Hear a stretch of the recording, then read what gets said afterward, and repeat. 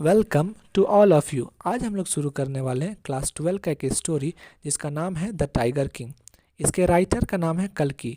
कल्कि एक Indian writer है और ये जो स्टोरी लिखे ना, ये एक काल्पनिक स्टोरी है। मतलब इसका सच्चाई से कुछ भी लेना देना नहीं है।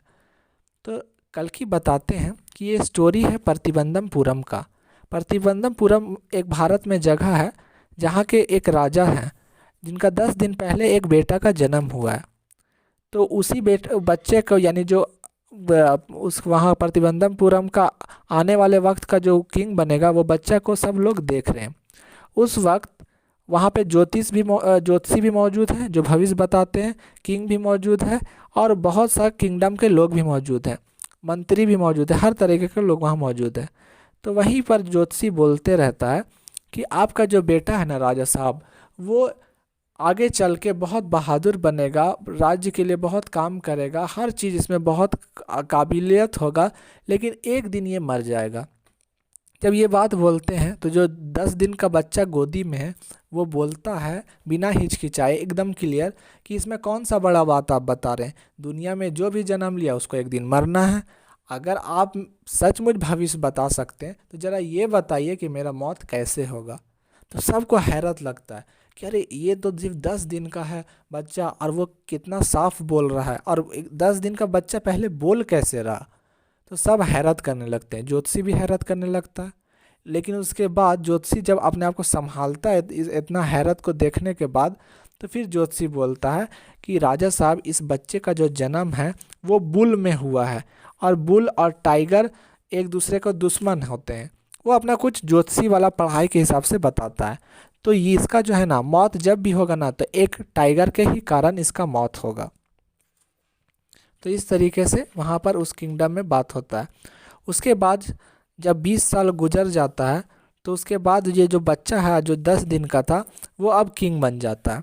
तब जब वो किंग बन जाता है तो उसको पता रहता है कि ज्योतिषी का भविष्यवाणी यही था कि ये टाइगर को से मारा जाएगा। तो वो क्या करता है कि पूरे दुनिया का पूरे अपने जो दीवान रहता है उसको बोलता है कि इंतज़ाम करो कि हम जा रहे हैं टाइगर को मारने के लिए, क्योंकि वही मेरा दुश्मन है।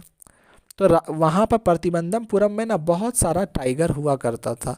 तो वो जाता है और पहला टाइगर को मार देता है और बहुत खुशी से पूरे अपने प्रतिबंधमपुरम में उसका लाश को घुमाता है, और लास्ट में बोलता है कि जाके उस ज्योतिषी को दे दो जो कि बोला था कि मेरा मौत टाइगर से होगा। तो हम अपने दुश्मन को मार दिए। तो जब वहाँ के लोग जाते हैं ज्योतिषी को देते हैं तो ज्योतिषी बताता है कि तुम्हारा पहला टाइगर से तुम्हारा मौत नहीं होगा, इसको मार दिए तो कोई बड़ा बात नहीं, लेकिन तुम्हारा जो 100 टाइगर अगर तुम मार दिए तो 100वां जो होगा ना वो आखिरी टाइगर तुम्हारा जान ले लेगा। सो बोलता है। तो अब समझ जाता है किंग, जो प्रतिबंधमपुरम का अब जो किंग बना है, वो समझ जाता है कि हमको 100 टाइगर को मारना पड़ेगा, नहीं तो हमको 100वां टाइगर मार देगा। तो राजा इस चैलेंज को ले लेता है, बोलता है ठीक है, हम 100 टाइगर को मार के आपको हम दिखाएंगे। तो प्रतिबंधमपुरम में उस वक्त बहुत टाइगर होता है। तो 70 टाइगर प्रतिबंधमपुरम के अंदर, यानी 70 टाइगर प्रतिबंधमपुरम के अंदर राजा शिकार करके सबको मार देता है। अब जो है उस वक्त प्रतिबंधमपुरम में, क्योंकि अब ख़त्म हो गया था टाइगर, तो उसी वक्त वहाँ पर उससे पहले ही वहाँ पर जो किंग था ना, वो बोल दिया कि अगर कोई टाइगर मारा मेरे इलाका के अंदर प्रतिबंधमपुरम के अंदर, तो हम क्या करेंगे, उसका पूरा प्रॉपर्टी को सीज कर लेंगे। तो वहाँ पर हंटिंग बैन कर दिया गया था, सिर्फ टाइगर को किंग्स ही मार सकता था। उसके बाद जब वहाँ पर 70 टाइगर मारने के बाद पूरा प्रतिबंधमपुरम में एक भी टाइगर नहीं रहता है, तो किंग बोलता है अपने दीवान को बुलाकर कि अब हमको 30 टाइगर तो और मारना है। तो तुम पूरा नक्शा निकालो और किस इलाका में सबसे ज़्यादा टाइगर रहता है वो हमको बताओ। तो वो बताता है कि इस इलाका में सबसे ज़्यादा टाइगर रहता है। तो वो बोलता है कि अब हम उसी इलाका में शादी करेंगे। तो किंग का फिर वहाँ पर उसी इलाके का राजा से शादी हो जाता है। तो किंग जो है ना अपना ससुराल जब भी जाता है ना, वहाँ से 5-7 टाइगर को मार कर ही आता है, क्योंकि उसका मकसद ही था 100 टाइगर को किल करना। तो जब वो तो ऐसे ही करते करते 99 टाइगर को किंग मार देता है, लेकिन एक टाइगर अभी भी उसको नहीं मिला होता है। 99 टाइगर को मार देता है लेकिन एक टाइगर अभी तक भी नहीं मिला होता है, क्योंकि उनका ससुराल होता है ना, वहाँ पर भी टाइगर अब लगभग लगभग ख़त्म ही हो गया होता है। उसी बीच में यही जो किंग जब टाइगर हंटिंग कर रहा था, उसी बीच में एक ब्रिटिश ऑफिसर आता है भारत, और वो आके बोलता है कि टाइगर हंटिंग हम भी करेंगे। वो बहुत बड़ा ऑफिसर रहता है जो कि लंदन से आया हुआ रहता है। तो उस वक्त किंग चाहता है कि वो हंटिंग ना करे, क्योंकि वो टाइगर को किंग मारना चाहता है। तो ब्रिटिश ऑफिसर का जो सेक्रेटरी रहता है वो बोलता है कि ठीक, आपका क्या राय है इसमें? तो किंग बोलता है कि हम उसको मारने नहीं देंगे। लेकिन किंग को ये भी डर रहता है कि अगर वो कहीं नाराज़ हो गया तो कहीं ऐसा ना हो जाए कि मेरा राजपाट हमसे छीन ले।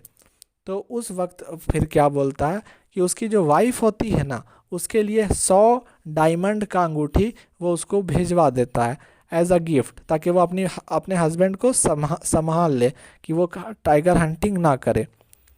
तो जब हालांकि जब किंग भेजता है तो वो चाहता है कि उसकी वाइफ जो है 100 डायमंड रिंग में कोई एक दो रिंग पसंद करेगी, बाकी सब लौटा देगी। लेकिन उसकी वाइफ जो होती है वो 100 का 100 ही डायमंड रिंग रख लेती है, जिससे राजा को तो बहुत हैवी अमाउंट लग जाता है। लेकिन राजा फिर भी खुश होता है कि अब कम से कम टाइगर को मारने वो ब्रिटिश ऑफिसर नहीं आने वाला, क्योंकि उसकी वाइफ उसको रोक चुकी है। उसके बाद जब 99 टाइगर को जब मार दिया होता है राजा, तो 100th टाइगर के लिए वो बहुत ज़्यादा परेशान होता है। उस वक्त उसका गुस्सा इतना होता है कि सारे ऑफिसर्स को वो निकालने भी लगता है, क्योंकि वो लोग एक और टाइगर नहीं खोज पाते हैं। उस वक्त जो इसका दीवान है टाइगर का, वो एक दिमाग लगाता है, और वो चेन्नई का पीपल पार्क से एक टाइगर को खरीद कर लेके आता है, जो कि बूढ़ा जैसा टाइगर रहता है। और उसको जब खरीद के लाता है तो जहाँ पर किंग जो है हंटिंग के लिए अपना कैंप लगाया हुआ रहता है, उसी के आसपास वो उसको छोड़ देता है। तो जैसे ही छोड़ता है तो किंग उसको देख लेता है कि यहाँ पर एक टाइगर है। तो किंग बहुत एक्साइटेड हो जाता है और उसको उस पर गोली चला देता है। गोली जैसे ही चलाता है तो टाइगर गिर जाता है। टाइगर जैसे ही गिरता है तो किंग बहुत खुश हो जाता है कि वो अपना 100 टाइगर को मार चुका है, और वहाँ से चला जाता है और बोलता है कि इसके लाश को पूरे प्रतिबंधमपुरम में घुमाओ और जाके सबको बता दो कि हम अब जीत गए, अपने सारे दुश्मन को 100 टाइगर को मार चुके हैं। उस वक्त जब दीवान साहब जाते हैं वहाँ तो देखते हैं कि टाइगर जिंदा है। लेकिन सब डरते हैं कि कहीं अगर हम बोलेंगे राजा साहब को कि वो 100वां टाइगर नहीं मरा है, तो वो तो और ज़्यादा गुस्सा आएंगे, क्योंकि पहले से वो बहुत ज़्यादा गुस्सा है कि उनको एक लास्ट में एक टाइगर मिला, वो भी उतना मेहनत के बाद। तो वो लोग प्लान करते हैं कि हम ही लोग इस टाइगर को मार देते हैं ताकि राजा साहब गुस्सा ना हो। तो लास्ट में वो लोग क्या करते हैं, 100th टाइगर को दीवान साहब और उसके सोल्जर्स ही मार देते हैं। अब जब मार देते हैं तो राजा साहब बहुत खुश हो गए, अब गद्दी में बैठे हुए रहते हैं, क्योंकि अब मेरा जो दुश्मन है वो तो ख़त्म हो चुका। उसी वक्त उनका बेटा का बर्थडे रहता है, तो अपने बेटा को वो एक टाइगर बना हुआ गिफ्ट करते हैं, जो कि लकड़ी का बना हुआ रहता है और जिसमें कुछ नेल्स भी लगा हुआ रहता है, यानी कांटी भी लगा हुआ रहता है। तो उसके जो बेटा है, जो किंग का बेटा है, वो बोलता है कि आप भी मेरे साथ खेलिए, मतलब अपने फादर को बोलता है कि मेरे साथ खेलिए। तो जो किंग है वो भी अपने बेटे के साथ खेलने लगते हैं। तो वो जो है होता है ना किंग, जो उसको नकली टाइगर लकड़ी का बना के दिए थे अपने बेटे को, उसमें उसके क्राफ्ट में कुछ कमी रहता है, कुछ खुदड़ापन रहता है, जिसके उनका पैर में चोट लग जाता है उसका कील से। तो जिसके वजह से ना किंग को ना इन्फेक्शन हो जाता है। तो वहाँ के जो किंगडम के आते हैं डॉक्टर, तो वो इसका इलाज कर देते हैं। तो उसके बाद फिर भी बोलते हैं कि अभी आपका ठीक नहीं हुआ है, इन्फेक्शन ज़्यादा बढ़ गया है, वो लकड़ी का टाइगर से चोट लगने की वजह से, तो आपको जो है ऑपरेशन कराना होगा। तो टाइगर का किंग का ऑपरेशन होता है, और जिसमें जो किंग है वो मर जाता है। तो इस तरीके से जो लास्ट टाइगर होता है वो किंग का जान ले लेता है और किंग मर जाता है। तो यही था story. Thank you to all of you.